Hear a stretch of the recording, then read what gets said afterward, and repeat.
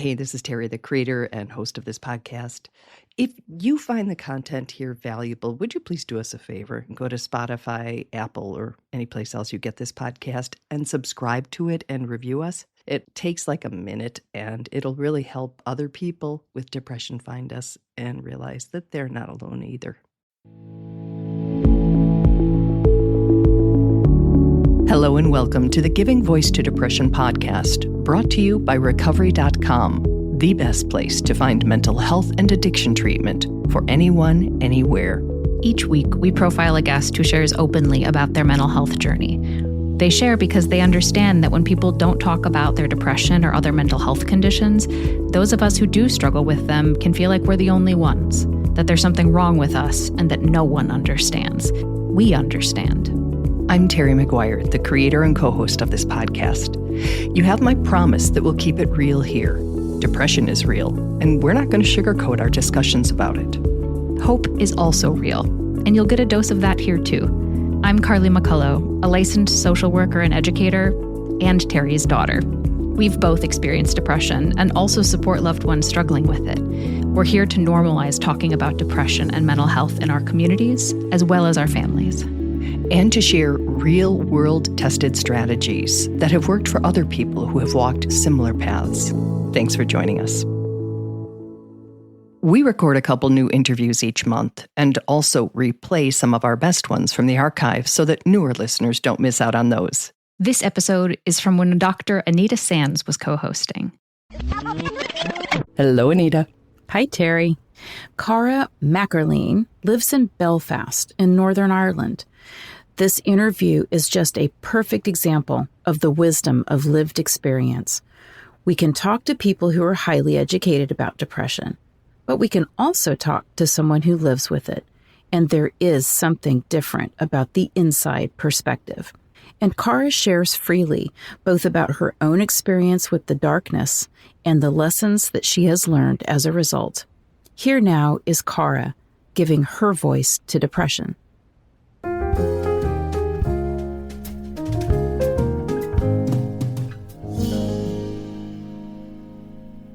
Well, let me start right where the reason I wanted to talk to you, because when you wrote, the raw happiness that I feel after darkness reminds me why I hold on each and every time. And that's just a story we don't hear often enough. I mean, we never want to sugarcoat things or fairy tale it or tie things up in a neat little bow and say like, and then we're happy forever, because that just isn't the way it works. But we do come out of the darkness a lot. We do. And I just would love to hear about that experience for you. Yeah, the happiness after the darkness is like more euphoric each time. And my emotions are more like, it's not very flat line. Like I don't just experience a wee bit of sadness and a wee bit of happiness. I experience like debilitating sadness, but then also like really amazing happiness and happiness on a really heightened level where it is euphoric. And I feel very grateful for the happiness each time because I know what the opposite feels like. And whenever you are experiencing darkness, you don't think you're ever going to feel the happiness again. Yes. So then it's almost like the shock of it as well. It's like, oh, I thought I wasn't going to experience this again. So that's where the gratitude comes from it.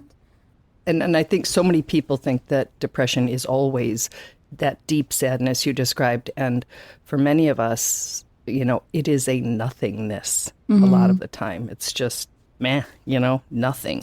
You're supposed to feel really happy because you're in a situation that sort of suggests it should be happy, or you should feel sad, but you just kind of feel nothing.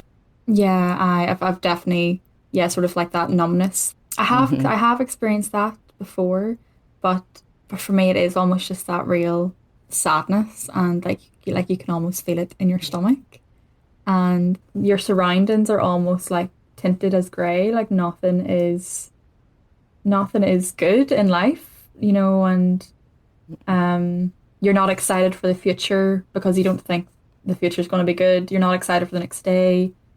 Your alarm goes off in the morning and you just don't want, that is the worst sound ever. You just don't want to wake up, While Cara experiences sadness, she's clear that depression as an illness or disorder is so much more than any single symptom. You know, it can really impact everything in our lives. So yeah, I think, you know, it is an illness, just like, you know, we have physical illnesses, we have mental illnesses, and one of those mental illnesses is depression, you know. Cara has been dealing with depression since her teens, though, as is true for many of us, it wasn't named or diagnosed until years later. It's a very rough time. I now realise that they were issues that were impacting my life, but at 16 you didn't really think they were impacting, because to you it was just the norm, you know. So yeah, you know, in and out, you know, until maybe my early 20s, I just remember just feeling really, really sad. But because I was young, I didn't really know much about it, and I thought everybody felt like this, and I just didn't really care a lot. I didn't really have a lot of hope for the future, and I just sort of plodded along every day. And as I said, I just thought that was the norm. I thought that's how we lived, really. And since nobody talks about it, we don't know.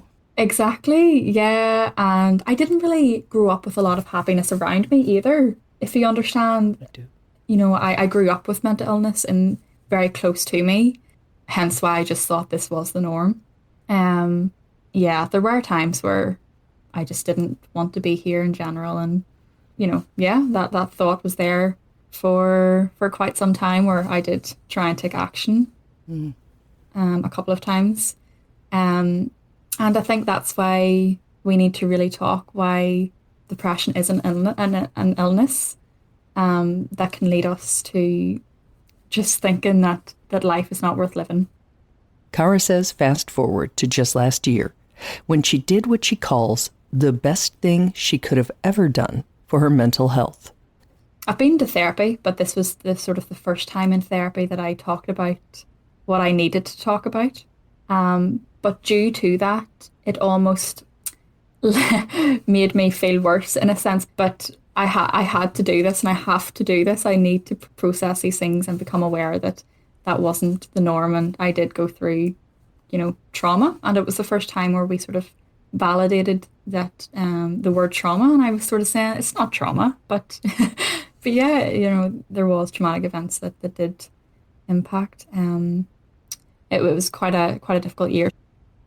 I've actually used the metaphor of when, like, you decide to clean out a drawer. You know, you got to take all this stuff out, and you make a bigger mess before you can put it back. Yeah. You know, with Brilliant. therapy, sometimes when you have to unpack what you didn't even apparently identify as traumatic, it's going to be a mess until it's not. So I do get it. And I've done it. I'm doing it. Of course, it's not a thing that you know, finish. So tell me the benefit of having your experiences named, labeled as traumatic, how that has played out in your mental health journey. Yeah, so for one, it validated it for me, and it almost made me say to myself, wait, I actually didn't deserve that, if you understand. So it was the validation of it, because in a sense I was sort of underplaying it and minimizing it. But I think someone saying to me that, no, that, you know, that is trauma, it was difficult to accept, but I think I feel better knowing that, you know, that it was traumatic. And there's a sense of sort of like, right now in therapy, we're sort of paying, almost in a sense, paying gratitude to my difficulties because of how it's made me grow into who I am today. And it's so cliche that you have to, you know, you grow through what you go through, but you actually really, really, really do. Yeah. And, you know, it was so difficult. But I wouldn't be the person I am today without it. And of course, that doesn't mean we liked it or would wish it. You know, there are all kinds of ways that people grow without trauma. Absolutely. But we can grow through it. Yeah. Exactly. Yeah. But yeah, it is. Therapy is just, it has really been one of the things that has saved me throughout the darkness, 100%. May I ask, what had you say, you know what, I need to get back into it? I'm assuming, like the rest of us, you go in and out of therapy. Of course. But was there something that made you say, I need some help? Yeah, so it was July 2021 that I remember just having a really, really, really dark night. I was sort of driving and I just remember sobbing my eyes out. And as I said before, everything felt dark. And the feeling of hopelessness was actually really quite scary. And I was just, this is what my life is going to be like forever. As I said, felt very hopeless, out of control with my emotions. That cry was just sobbing, and it was like almost like years of just hurt. Yeah. But I just researched on Google, counselors near me, and I just emailed a counselor. I didn't really think too much into it. As I said, that feelings of hopelessness was just there. I was saying to myself, oh, I don't even care almost. Something within me obviously did, and something within me was saying, no, you don't deserve this, Cara. You need someone to guide you through this. It's too difficult to go through it alone. So I don't know how I drafted an email in that and how I was feeling, but I did. And the next day, then the counsellor, he then reached out to me, and then I had my first session. Wow. And when I tell you, I just spewed. It was almost like everything I had to talk about just came out so clearly, and I was so proud of myself that session. Yay. This is what I'm struggling with. I can't do it anymore. I need, dun dun dun. I knew how I was feeling. And at the end of the session, Martin was just saying to me, you're on to something amazing here. So it was the wee bit of light that I needed in a very, very, very dark time. So yeah. Good for you. It is hard. Yeah. It is hard to reach out for help. It is hard to think you deserve it. It's hard to come up with the energy. And I love that you didn't turn it into a great big project, because that lessens the likelihood we'll go through with it. You literally just Googled counselors nearby you and emailed one of them. That's great. I'm glad it worked out. Yeah, I know. Yeah, thank you. Was that a low point? Is that a word I can use to describe what made you do that? A low point, but not the lowest. Yeah. So that was 2021. The lowest was probably 2022. So it just shows you that while in therapy, I did still have those low points, lowest, highest, high points. But therapy definitely guided me through those really, really, really low points. Cara shares a short story to illustrate those fluctuations. A reminder that Martin is her therapist. 1 week I went in and I was feeling great. And I was saying to Martin, gosh, I haven't felt so great in quite some time. And I was feeling really good. And then the next session, then I just bawled my eyes out. So it just shows sort of the bumpiness of it and paying gratitude to the happiness, but also knowing that in the really dark times that you felt happiness the week before, and it's not impossible to get back to that, if that makes sense. It does. I think of a visual that comes to mind is you see what people think recovery looks like. And here's the problem, and here's the recovery from it. And there's that lovely straight line between the two. And then what it really looks like. And it's, just this tangled ball of yarn with ups and downs and backs and forths. And, it is not a straight path. Yeah, I know. Oh, of course you do. You're living it. If only. If only, indeed. I know. Let's talk more about the light, because all of us who know the darkness, and as you said, when you're in it, you never think you'll get out. Sometimes when you're out, you don't expect to go back in either, but mostly Very it's true. That like, you never think you'll get out. So let's talk about those. I call them flashes. Like yesterday I had one, I was walking through the house and I was like, oh, I'm so blessed. And I thought, blessed? That's not a word that goes through my head real often, because I kind of am negative in general, even when I'm not depressed. And I consider those just little flashes of light, flashes of hope. Wow. What do you experience when you say, what word did you use? The snippets of happiness, the light that starts to come in through the cracks. Yeah. I think I actually really relate to you whenever you say they're sort of just like almost flashes, whether it be you see two people hug on the street and that just gives you a wee bit of hope that love is possible, or you're sitting drinking a coffee and all you're kind of thinking about is the actual coffee and nothing else. And you say to yourself, I was actually content there for 10 seconds. I never thought I would actually be able to just enjoy coffee and not think about anything else. So yeah, it is just those wee snippets. You know, I don't take happiness for granted at all. And Cara doesn't just not take the good snippets for granted. She makes a very intentional effort to document them as proof of their possibility for when she needs that reminder. Like my happy days, I make sure to journal about it, because I think we tend to journal whenever we're in darkness, which is great. Yes. But let's also journal whenever we're feeling good, because then it'll remind us that it's possible. Or perhaps take pictures of something that made you happy. I always take pictures of coffee, of my dog. Take pictures and remind yourself of the good times. I've been there where everybody told me this. Everybody told me, Cara, you know, this is going to get better. And I almost rolled my eyes at them and I was like, you don't know that. How do you know? But it does. I'm telling you that now, you know, it really, really does. I don't know when. I don't know how. I don't know, you know, I don't know when, but it really, really does. And that's the power of peer support, right?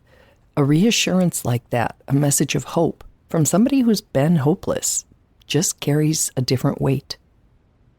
I think I just want to let people know that,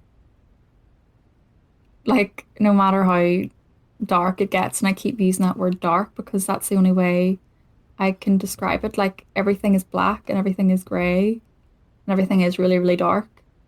Like no matter how dark it does get, like please just hold on. And I always say hold on. You don't have, you know, whenever we say hold on, we think about years and years. I can't live like this for years and years and years, and thinking of, you know, but like hold on, whether it be until tomorrow, okay? And then perhaps tomorrow you set yourself a goal.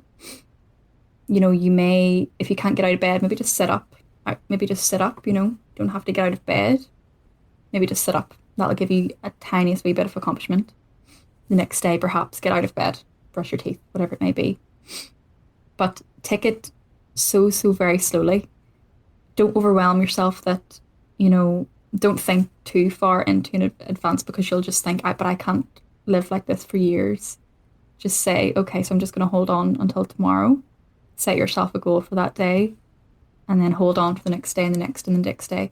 Because then what will happen is you'll actually look back and you'll actually maybe have held on for a month and a month and a month. And slowly, you will, throughout those months, you will get little snippets of, as you say, Terry, flashes of light that'll make you hold on until the next day and the next day. Don't believe everything that your depression tells you.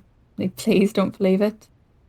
And yeah, you are a human being, and like you deserve to live, and you deserve to live a happy life.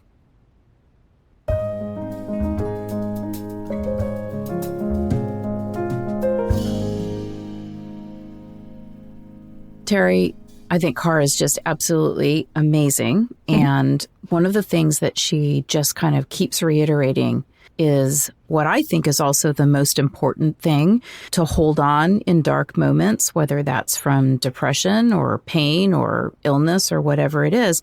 And it's not forecasting that you're just going to have more and more of the same in the future. And force yourself as hard as it is, because who wants to stay in the present moment when the present moment is awful?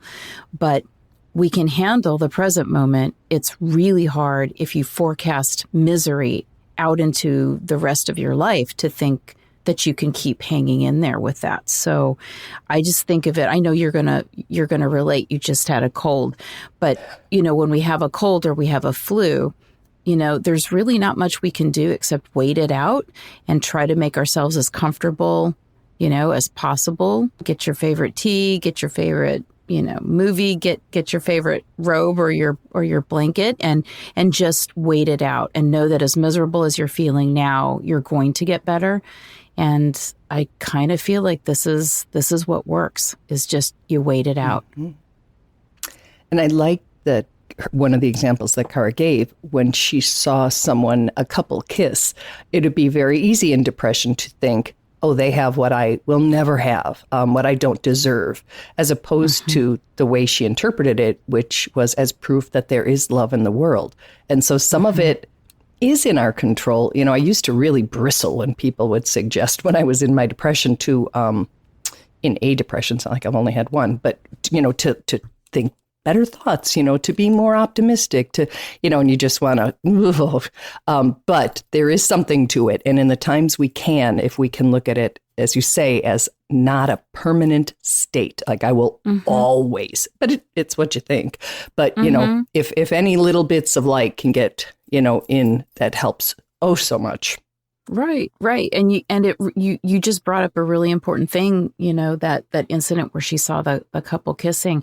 I think depression will want to sneak in and tell you that that's not for you. You don't deserve that.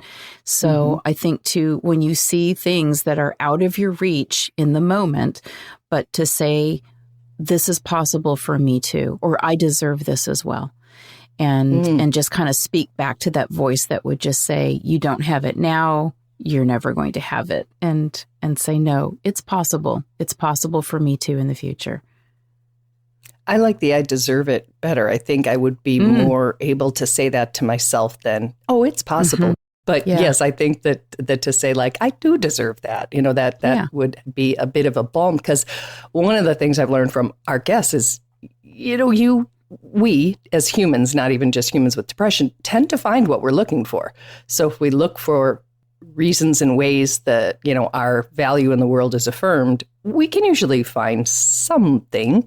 And if we look for ways that we have been discarded and discounted and, we have been made to feel worthless, we will find those too. So I like, she reminded me a lot that I need to keep turning, that spotlight out of what it's on now that might be kind of bad, and to just sort of give it a little nudge in the direction of hope, or, the possibility of a better future. Yes. Yeah. She ended the interview by saying that you deserve to live, and you deserve to live a happy life. Yeah. Which is true. Yeah, I really absolutely. Liked it.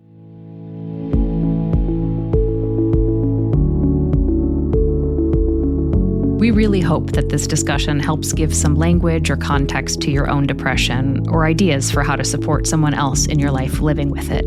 We invite you to check out the hundreds of episodes in our archive, and to explore both the Resource Hub and treatment options on recovery.com. Depression is too dark a road to walk alone. We'll be back next week.